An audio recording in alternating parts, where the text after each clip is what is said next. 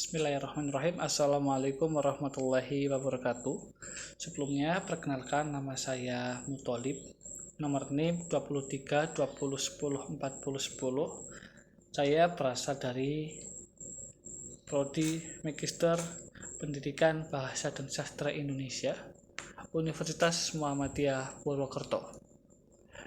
Hadirnya saya di sini saya akan mencoba untuk mereview terkait jurnal dari Lisnawati yang berjudul Psikolinguistik dalam Pembelajaran Bahasa.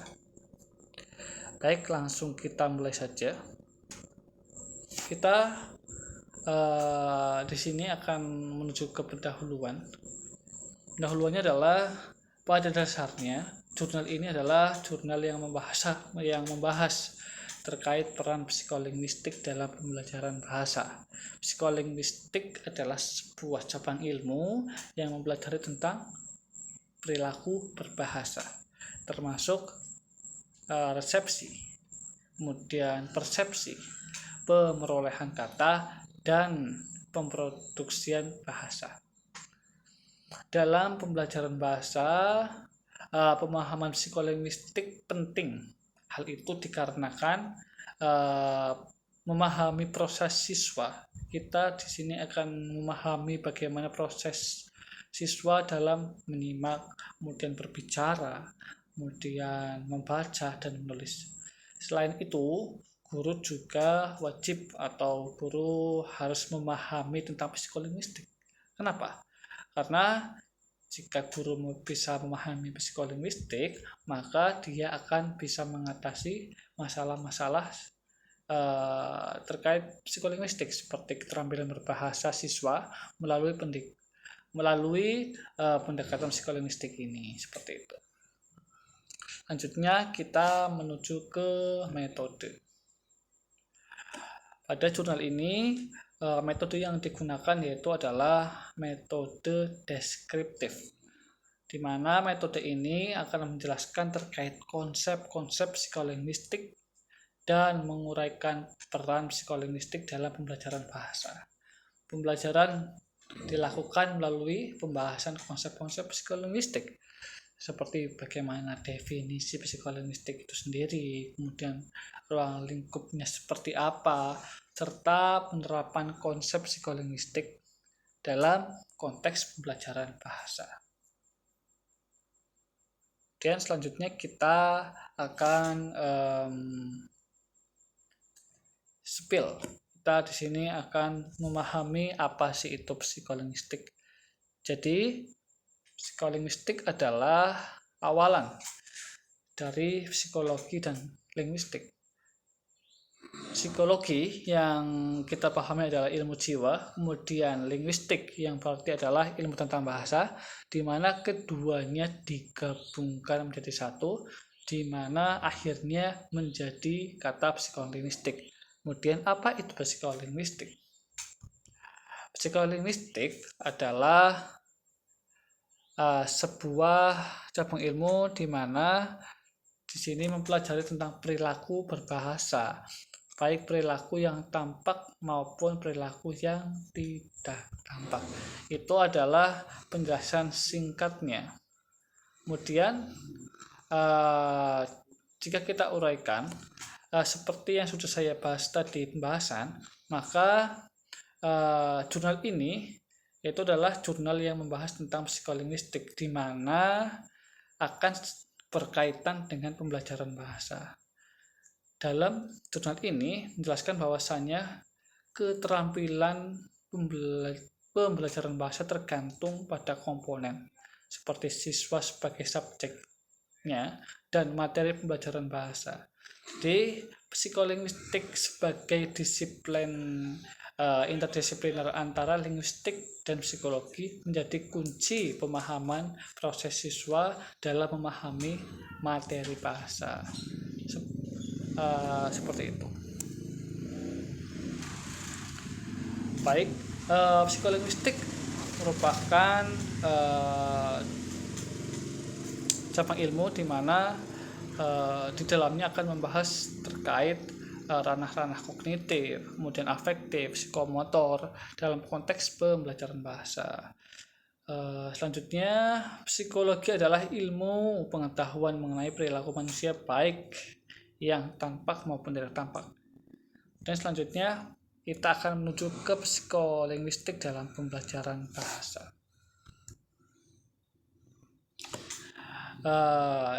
Identifikasi terkait peran psikolinguistik dalam mengatasi kesalahan berbahasa atau berbicara adalah sebuah hal yang relevan dan memperjelas hubungan antara psikolinguistik dan pembelajaran bahasa. Sesuai dengan hal tersebut, pada artikel ini akan membahas ranah psikologi termasuk kognitif, afektif, dan psikomotor, serta menunjukkan bagaimana kesalahan berbicara dapat diklasifikasikan berdasarkan ranah-ranah psikologi. Kesimpulannya, yaitu adalah peran psikolinguistik sangat penting dalam pembelajaran bahasa untuk memahami proses siswa dalam keterampilan berbahasa. Seperti itu. Kemudian psikolinguistik akan menjadi sangat penting, di mana psikolinguistik ini penting karena dalam pembelajaran bahasa bahwasanya keberhasilan pembelajaran bahasa tergantung pada komponen siswa sebagai subjek didik dan materi pembelajaran bahasa. Lanjutnya kita akan menuju ke bagaimana kekurangan dan kelebihan pada jurnal ini. Kita akan menuju ke kekurangannya. Pertama, kekurangannya yaitu adalah terletak pada kekurangan contoh yang konkret. Mungkin jurnal ini lebih cenderung kurang memberikan contoh konkret atau studi kasus yang mengandung poin-poin yang dibahas. Selain itu, juga menyertakan contoh kasus nyatanya yang jika hal itu ditambahkan mungkin konsep psikolinguistik ini akan lebih kuat seperti itu dan bisa lebih dipahami oleh pembaca. Kemudian yang kedua adalah keterbatasan referensi. Jurnal ini mungkin dapat diperkaya dengan menambahkan referensi-referensi yang ada atau menambahkan referensi dari penelitian-penelitian terkini atau sumber-sumber yang mendukung sesuai dengan jurnal ini. Dikarenakan jika kita bisa menambahkan atau jurnal ini lebih banyak terkait referensi, maka jurnal tersebut akan lebih kuat. Seperti itu. Kemudian terkait keterbatasan riset empiris. Seperti yang sudah saya jelaskan tadi, keterbatasan riset empiris ini didasarkan pada riset empiris, mungkin berguna untuk menyatakan beberapa temuan atau hasil penelitian sebagai dokumen konkret untuk argumen yang diajukan. Maksudnya yaitu adalah jika jurnal ini ditambahkan dari riset empiris yang lain, maka jurnal ini akan lebih kuat secara isi, seperti itu.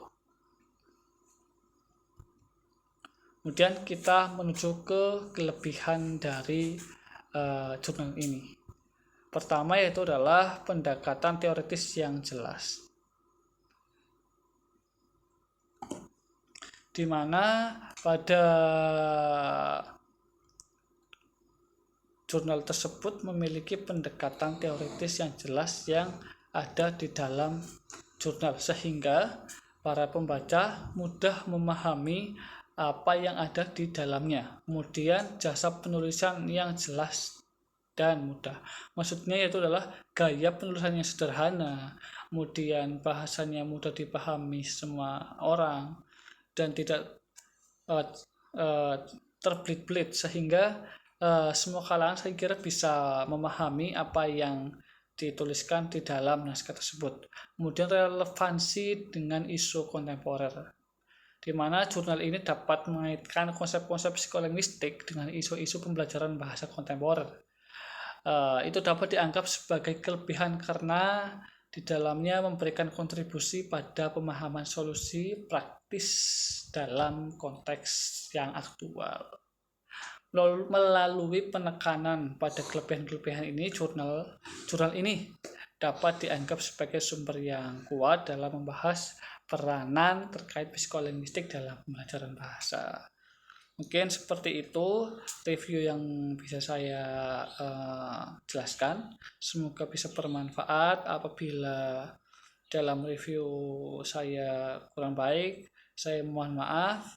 Mohon untuk komentar untuk agar saya menjadi lebih baik dalam melakukan review kedepannya. Terima kasih dari saya. Mohon maaf. Wassalamualaikum warahmatullahi wabarakatuh.